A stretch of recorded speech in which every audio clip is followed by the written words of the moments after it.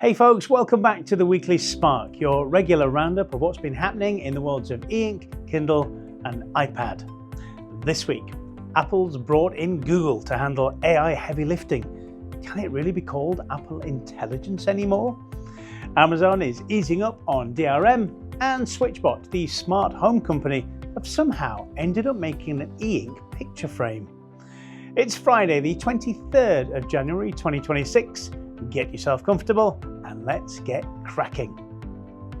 Apple recently confirmed a multi-year partnership with Google, with the next generation of Apple Foundation models built on Google's Gemini technology. In short, Apple isn't starting from scratch. It's using Gemini as a base layer and then building its own systems, features and privacy controls on top. That's quite a shift for a company known for wanting to own the entire stack from silicon to software to hardware. Now, Apple will still control the hardware, the operating systems, and how AI features reach users, but it's no longer insisting that every large language model must be developed entirely in-house. And frankly, this makes sense. Training large-scale AI models is expensive and slow and brutally competitive. Apple's AI capabilities have lagged behind tools like ChatGPT and Gemini for years. Rather than trying to burn time trying to catch up, Apple has simply chosen the practical route. Borrow the foundations, but control the experience. And where this really matters is Siri. Siri has felt outdated for a long time. For most people, like me, it's little more than a glorified timer and alarm setter. Now, Apple isn't replacing Siri so much as rebuilding it. Internally codenamed Campos, the next generation Siri is designed to behave more like a modern conversational assistant, capable of back and forth, follow-up questions and more complex tasks, instead of relying on those rigid one-shot commands. Now, this rebuilt Siri, powered by Gemini-based models, is expected to arrive later this year. Apple is still leaning heavily on its privacy narrative, though. It's claiming processing will happen on device or through its own private cloud compute, rather than directly on Google servers. The models are borrowed, not your data. Apple had already partnered with OpenAI back in 2024, integrating ChatGPT as an optional tool across its operating systems for tasks like advanced writing or deeper analysis, but it was never the core intelligence of the system. It felt more like calling in a specialist, and in practice, I think it's often just slower than opening ChatGPT directly. Now, even with Gemini becoming the foundational model, ChatGPT doesn't seem to be disappearing completely.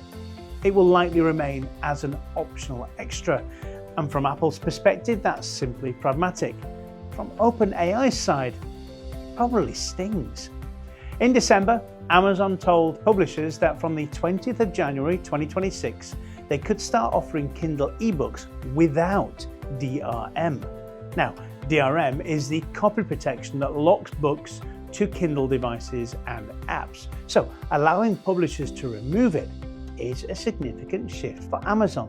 For readers, this means some Kindle books may now be available as DRM-free EPUB or PDF files, not just locked to Kindle. If a publisher does enable it, you should see a download EPUB/PDF option under More Actions in your Amazon account under the Manage Content and Devices section. I haven't seen any of this appear on my books yet, so it may be a bit hit and miss. DRM-free books can be read on almost any e-reader or app, not just Kindle, giving readers far more flexibility.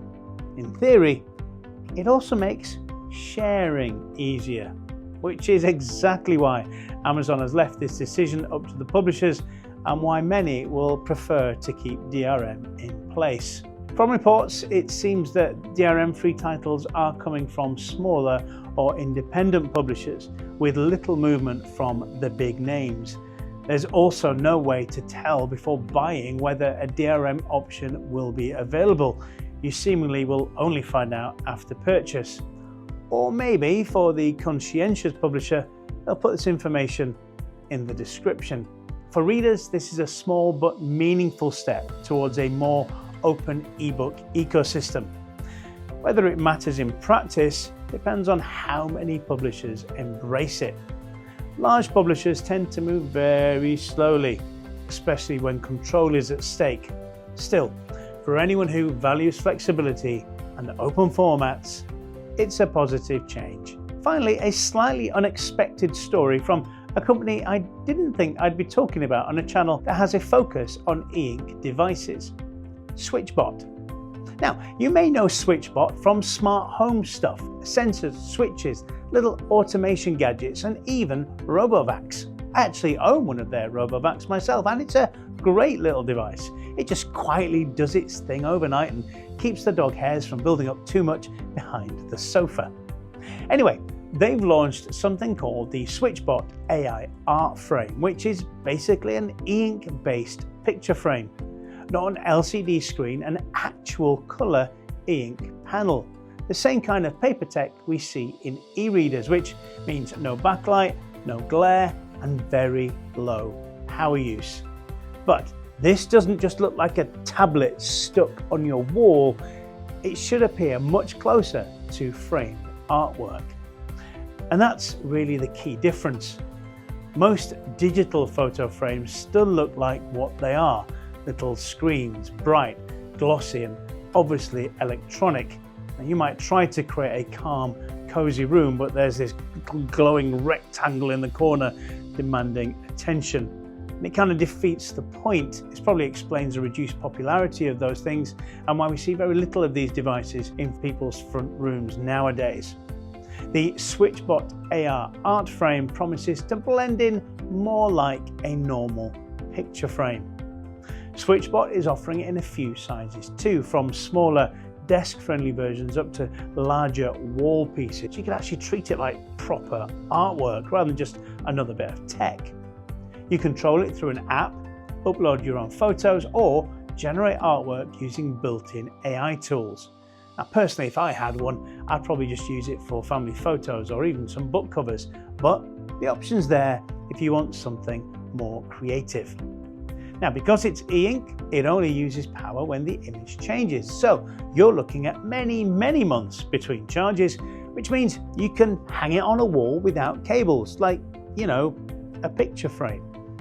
Now, price-wise, this definitely isn't cheap.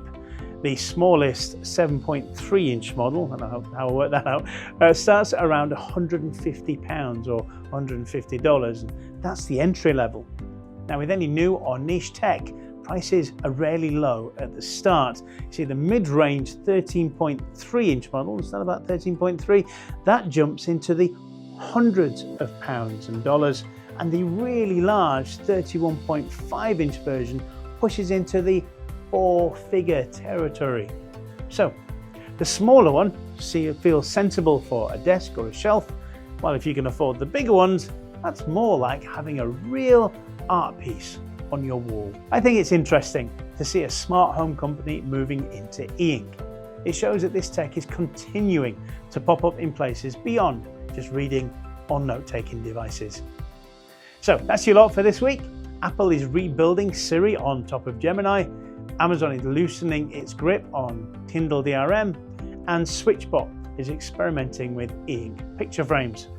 As always, if you've spotted any other e-ink or iPad stories I've missed, drop them in the comments or email me directly at markfromthespark@gmail.com and I'll take a look at it for next week. Thanks for watching or listening. If this was useful, please do give it a like and a subscribe. And if you want to support the channel, you can buy me a digital coffee using the QR code that's been on the screen throughout this video, or use the link in the description. I'm Mark from the Weekly Spark, and I'll see you in the next one.